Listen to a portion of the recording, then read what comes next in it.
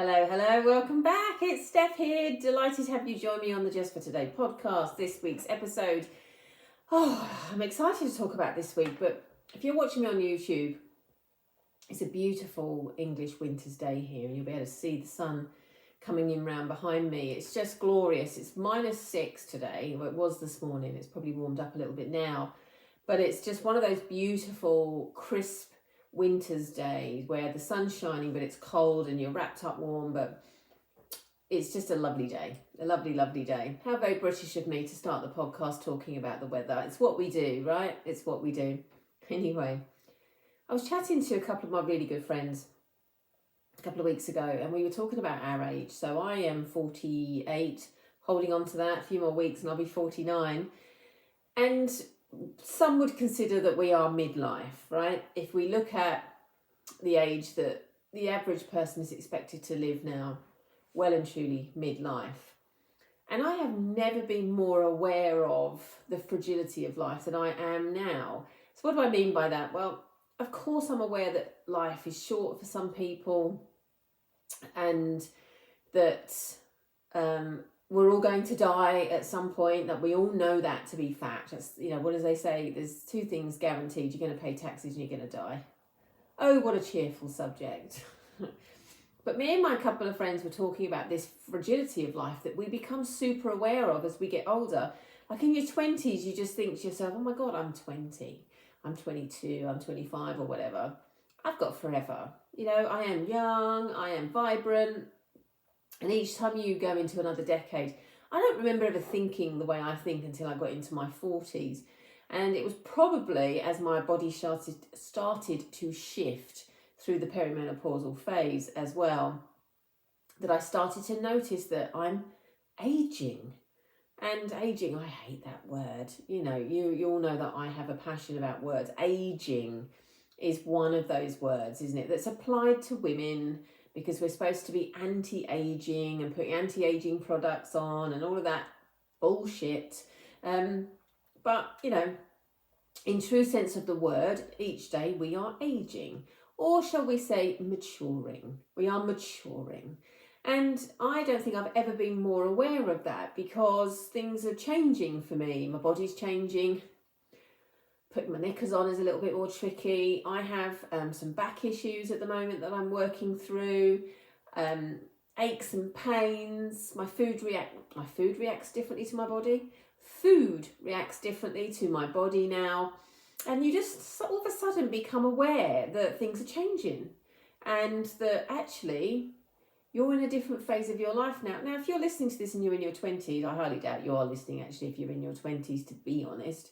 But I'd love to know if you are, because I think I generally attract women of a similar age to me, or maybe slightly younger than me, certainly 30s, 40s and above. I'd love to know if you are listening and you're in your 20s, because that would be a huge win, and I could sort of tell my sons that they can shut up because they think I'm well old. So if I've got younger listeners, I'd be well chuffed with that. But whatever, let's keep moving forwards. And I've lost my train of thought now because I was talking about 20-year-olds, but I don't remember being in those age groups and worrying about or thinking about getting more mature. But I really do notice it now. And we were having this discussion, me and my friends, and actually both of them said that they've experienced anxiety around getting older. Because there are times when life gets very serious. I've recently been sorting out lasting power of attorneys for a parent. Me and my husband have been talking about doing our wills this year, and at a networking meeting this week, somebody there who deals with family law and all of this lovely stuff said that we should all have lasting power of attorneys from the age of 18, because we become 18 and we become legally responsible for ourselves. And actually what would happen if we were not in the capacity to make decisions for ourselves once we're over that age, and who's going to be the person to do that for us, and all of that stuff. And all of these conversations start to happen when you get older. You don't think you're going to die in your 20s unless reality deals you, is that the word? Yes, a harsh card, a difficult card, shall we say. Then you may have a moment of reality bites, but most of us in our 20s don't think about that time. We just think of ages, and a lot of the time we're thinking about having children in our 20s and 30s, so we're planning for that. Maybe we're getting married, maybe we're buying property or renting property or growing up and moving out of the parental home. The last thing we're thinking about is end of life or what may happen. But for the two of my good friends that I was chatting to, they have been experiencing anxiety around this, getting panicked, having that real anxious feelings around getting older. And it's a subject that we got into quite a deep conversation about, because we don't know what's coming, do we? So I guess what I'm going to talk to you about today is how to manage that anxiety. If you're experiencing that, or if you're just experiencing anxiety about anything that's coming in the future. I'm going to sneeze. Apologies to those of you watching on YouTube. As you know, I don't edit out my YouTube videos, so you have got me full sneeze there. But lovely Tom that does edit my podcast that goes online, they won't be hearing me sneeze. Lucky them. Anyway, going back to my point, I wanted to talk today about managing anxiety if you have a fear of the future, because anxiety is all about the fear of the what if. And it can be anything, but the reason that I've decided to talk about this today is because the conversation I had with my friends kind of sparked this. So it doesn't necessarily have to resonate with you that you have this fear of aging or maturing or getting older or what may be coming. But if you are experiencing a form of anxiety because of what may be happening in your future, it doesn't have to be getting older, although you will be, then this will be for you. Because anxiety can really dominate and really rule your life.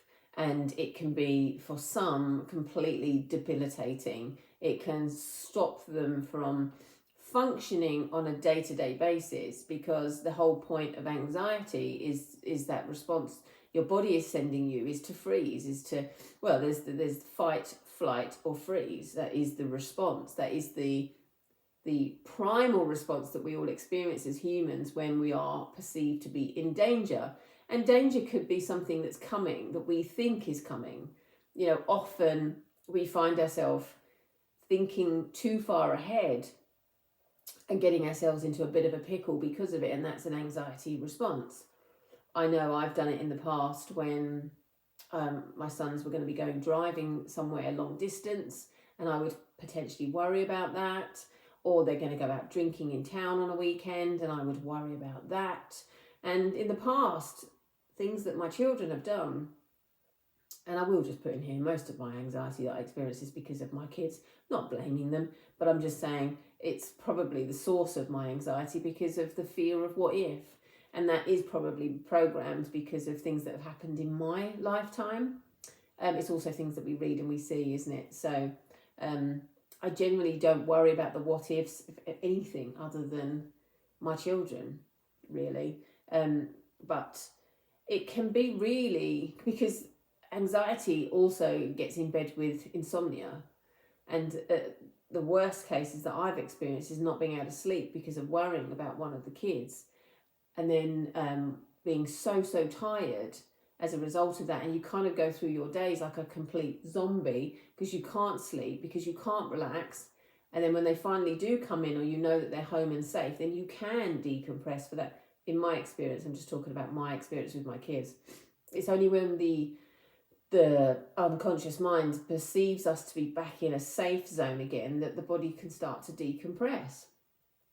But anxiety can be really, really uncomfortable.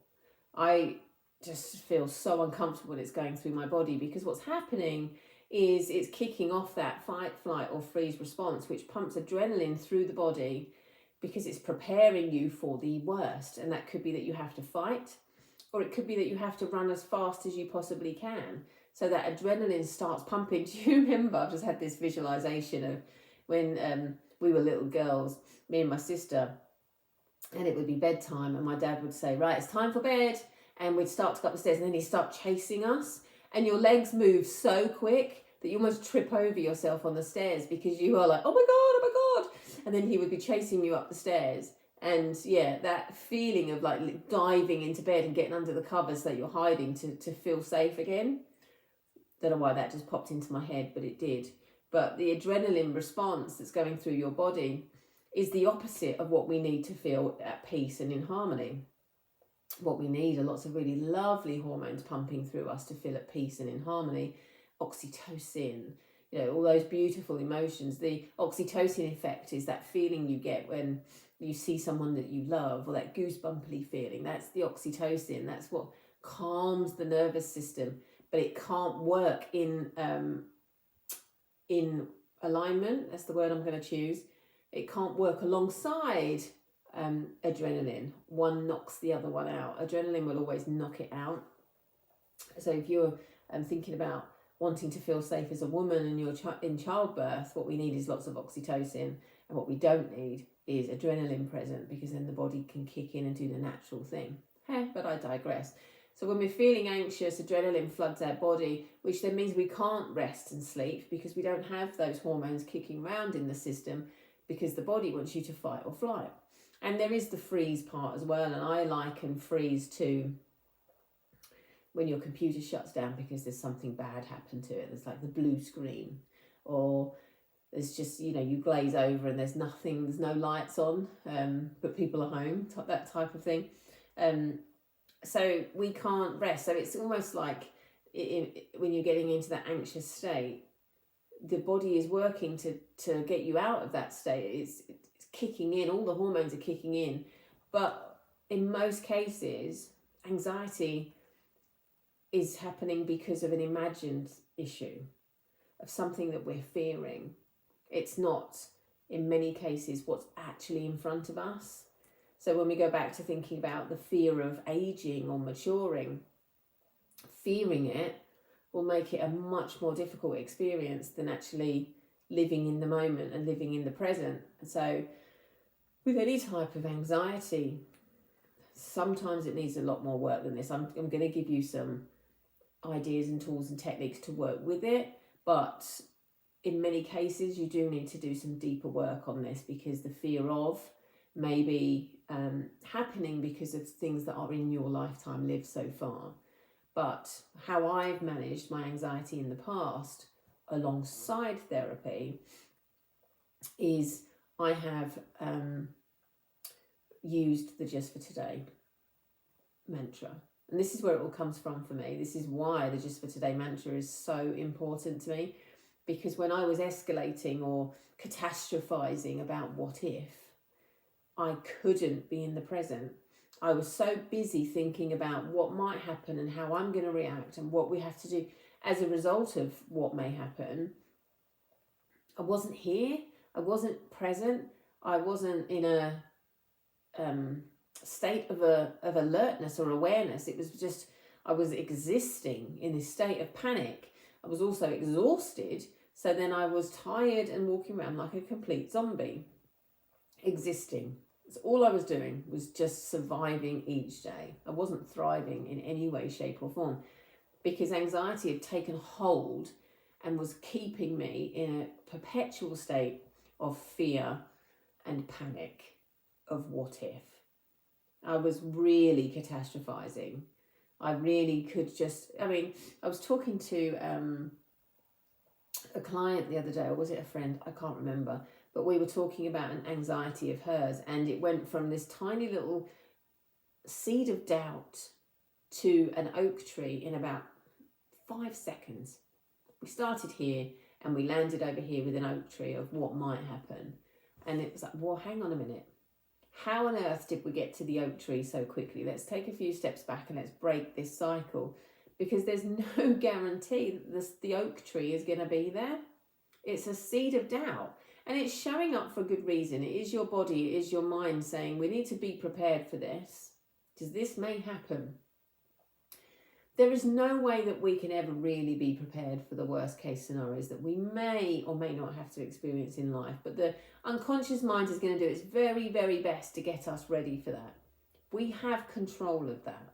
We can break that cycle. And I was telling the ladies on Pause and Reconnect this week what I do.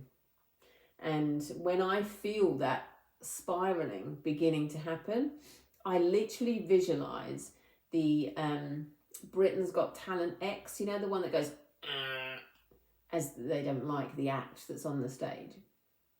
I visualize that. Sometimes I tell myself to shut the fuck up because I can hear the noise just going panic, panic, panic, panic, panic. I kind of break the cycle. Distract is really, really important in this scenario. I wouldn't ever say distract, continue, because some things are here and they're showing up and need to be worked through. But in this moment, when you're spiraling out of control, I hit the X button, I tell myself to shut the fuck up, and then I distract myself and bring myself right back to the present. And I start with, what can you see? What can you hear? What can you feel? What is right in front of your nose right now? And then I go with the just for today mantra. Now, I could wake up in the morning and if I know that I'm going to have a day where I'm feeling anxious, and this hasn't happened to me for actually a number of years now because my children are all older and I've worked through a lot of the stuff. But this is what I was doing. I would wake up in the morning and I would say to myself, just for today, I am going to do my gratitudes. Just for today, I'm going to notice all the things around me that are safe. Just for today, I choose to see the beauty in whatever my day looked like. And you can see what I'm doing here. I am focusing on the just for today because that is what we are guaranteed right now. We aren't guaranteed, without sounding like doomsday, tomorrow. We aren't guaranteed anything other than what's right in front of us right now. And it is what kept me grounded, and it is what kept me safe and kept me from that perpetual cycle of fear and panic. And my body being completely overwhelmed with being flooded with continuous adrenaline because of the state of panic I was in. Because this unconscious thought, we're in danger, we need to either get out of here or we need to fight this lion, whatever perceived danger to look like. You know, the unconscious isn't rational, it doesn't make sense. So it doesn't know the difference between a saber-toothed tiger and your child getting in a car and driving. It's the same thing. It's the same. It's danger as far as it's concerned, and it will react exactly the same. That is what kept me sane, whilst I also went to therapy and worked through some of the issues that I had, because they were irrational. They were fears that were without my control, out of my control.